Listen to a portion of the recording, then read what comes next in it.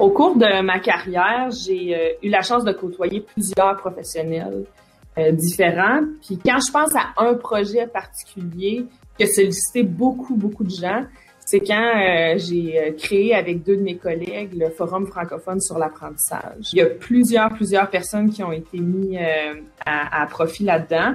Je pense entre autres aux enseignants des écoles secondaires francophones du Nouveau-Brunswick, des comités de parents d'élèves aussi qui nous ont beaucoup apporté sur ce qu'ils désiraient entendre pendant cette journée de formation-là. Les associations professionnelles. On a communiqué avec beaucoup de journalistes radio, des journaux de la région pour pouvoir faire la promotion de cet événement-là. Il y a eu le service des communications aussi qui nous ont beaucoup aidés avec les réseaux sociaux, donc pour vraiment aussi faire la promotion de ça.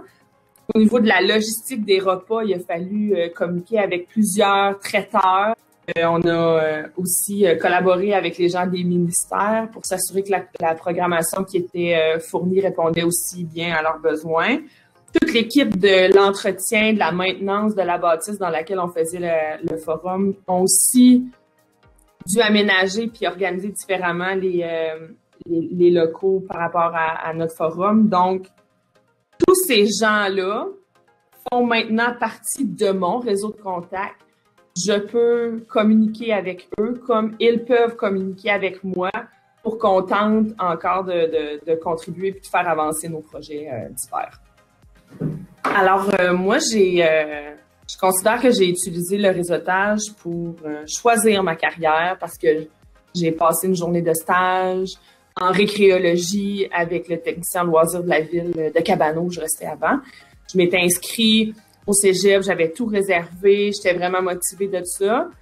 Puis, pendant ma dernière année du secondaire, on a fait un échange linguistique. Puis, lorsque je suis arrivée en Alberta, on a eu une activité à l'intérieur de la maison d'une jumelle qui était là-bas.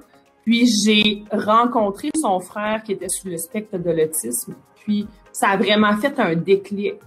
Donc, lorsque je suis revenue, je me suis inscrite dans le programme d'éducation spécialisée dans un cégep que je connaissais déjà des gens qui avaient passé par là. Puis, je me suis dit que finalement, je voulais devenir orthophoniste. Quand je suis arrivée à la fin de mon bac en psychoéducation, j'ai comme réalisé que finalement, être orthophoniste, c'est pas ça que je voulais faire. Puis je voulais poursuivre en psychoéducation parce que ça joignait un petit peu l'aspect récréologie d'animation, d'activité, d'organisation d'activités pour cette clientèle-là.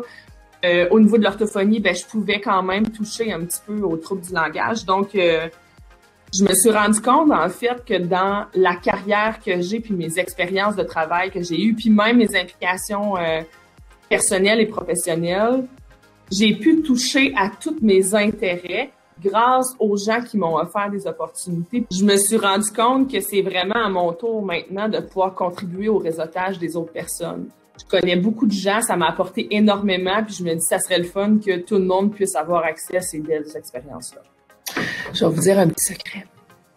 Pour quelqu'un qui n'est pas en orientation, puis le réseautage, en fait, là, c'est juste un mot d'adulte pour dire les gens que tu connais, que tu vas comme utiliser à tes fins, mais c'est le monde que tu connais.